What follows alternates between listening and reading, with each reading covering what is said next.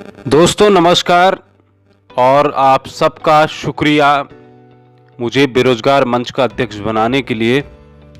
उन सब बेरोजगार छात्रों का जिन छात्रों के हित में मैंने हमेशा काम किया और जिनके लिए आगे अब मजबूती के साथ काम करेंगे। तो देवभूमि बेरोजगार मंच हमने नाम दिया है और इसका अध्यक्ष मुझे बनाया गया है। इसके लिए उत्तराखंड के तमाम बेरोजगारों का मैं आभारी हूं और हमेशा उनकी आवाज़ के लिए अब मैं पुरजोर तरीके से आगे बढ़ूंगा, क्योंकि अब हमारे पास संगठन है और संगठन की ताकत ऐसी होती है कि आप अब कुछ भी कर सकते हैं।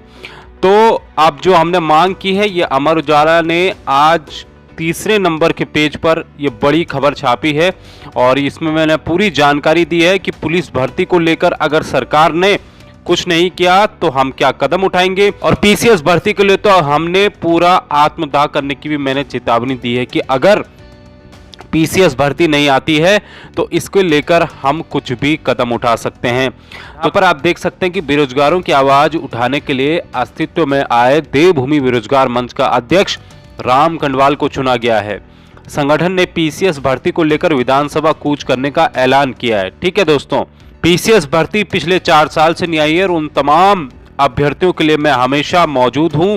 इसलिए हमने इस संगठन का भी ऐलान कर दिया है कि भैया उत्तराखंड पुलिस की भर्ती लगभग 7 साल हो गए हैं, पीसीएस की भर्ती हो गई है, लेकिन इसके लिए कोई भी आवाज उठाने के लिए तैयार नहीं है। चाहे वो आपका बीजेपी हो, चाहे वो आपकी कांग्रेस हो, चाहे आपका थर्ड फ्रंट हो, कोई भी आवाज नहीं उठा रहा है। इसलिए हमने इस नए संगठन का ऐलान किया है और यहाँ पर आप देख सकते हैं कि हमारी एक बैठक हुई बृहस्पतिवार को देहरादून में गांधी पार्क में। बैठक में फैसला लिया गया कि अब उत्तराखंड लोक सेवा आयोग और उत्तराखंड पुलिस को लेकर आर पार की लड़ाई होगी। इसके तहत पहले आयोग के दफ्तर पर प्रदर्शन किया जाएगा, यानी कि हरिद्वार आयोग कूच करने के लिए आप सब तैयार रहें। जो भी आना चाहते हैं, जो उत्तराखंड में अधिकारी बनना चाहते हैं, आप आइए, आपका स्वागत है। मैं डेट अनाउंस करूंगा एक दिन और उसके बाद हम हरिद्वार कूच करेंगे। हमें यह भर्ती हर हाल में जनवरी में लानी है तो लानी है। ठीक है, यहां पर आगे लिखा है जिसमें हजारों की संख्या में बेरोजगार शामिल होंगे। इसके बाद मुख्यमंत्री आवास का घेराव और साथ ही विधानसभा के शीतकालीन सत्र में सचिवालय का घेराव भी किया जाएगा।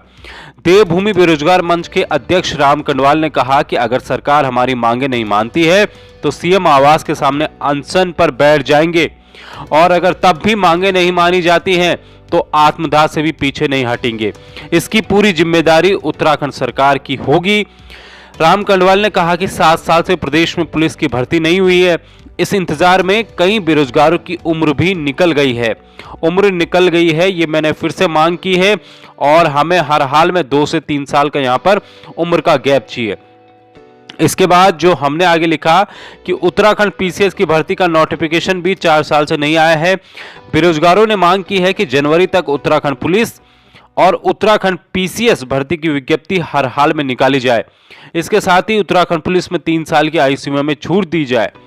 बैठक में ये लोग मौजूद थे। तो दोस्तों, मैंने साफ तौर पर अब ये ऐलान कर दिया है कि उत्तराखंड में पीसीएस की भर्ती हर हाल में जारी की जाए, नहीं तो अनशन, और अगर तब भी नहीं माना जाता आत्मदाह से भी मैं पीछे नहीं हटूंगा। कि मैंने साफ तौर पर सरकार को चेतावनी दी है। अब ये सरकार की रिस्पॉन्सिबिलिटी है कि उत्तराखंड में पुलिस भर्ती और पीसीएस की भर्ती निकाली जाए। इसके साथ साथ ही मैंने उत्तराखंड पुलिस भर्ती के लिए 3 साल आयु में छूट की मांग की है और क्योंकि 7 साल कम नहीं होते हैं, 7 साल बहुत ज़्यादा होते हैं।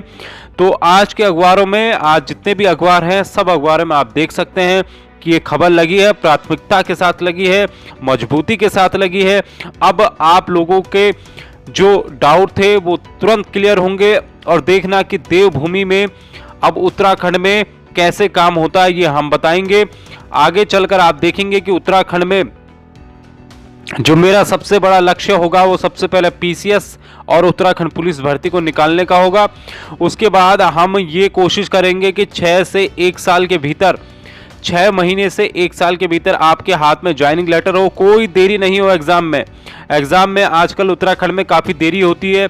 इसकी हम पुरजोर मांग करेंगे। संतोष बड़ोनी से मिलेंगे और जिन अधिकारियों से हो उन सब से हम मिलेंगे और पूरी कोशिश करेंगे कि आप लोगों के भीतर, आप लोगों के हाथ में जल्द से जल्द ज्वाइनिंग लेटर हो, जो भी एग्जाम आप दे रहे हो।